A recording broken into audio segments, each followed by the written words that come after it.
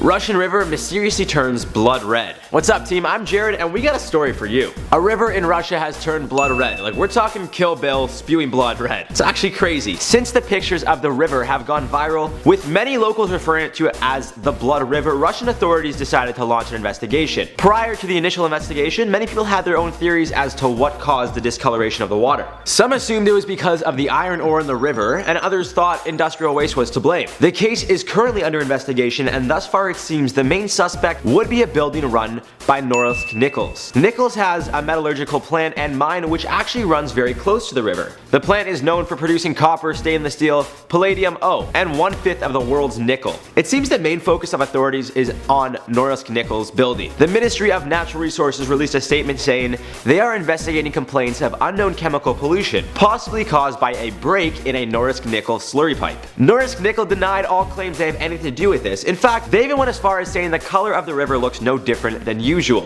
Alright guys, whatever you say. Now, although the water is kinda gross to look at, it's technically not all that harmful. Vladimir Chuprov, a researcher with Greenpeace in Russia, did however express his concern for fish. He said, "We have asked a local laboratory to do an analysis, and we are going to ensure that the authorities cannot hide this catastrophe. The question is whether this coloring is dangerous to the fish and when the river will return to its normal state." Now, although they're claiming innocence, managers at the Norilsk smelting plant claims they reduced their output as a precaution but found no leaks. So maybe it really wasn't them. I mean, who am I to point a finger? With that being said, this actually isn't the first time the river turned red. There was also a report that back in June, the river turned a much darker red color. More like a burgundy, I guess. You may be wondering, why didn't this get any attention?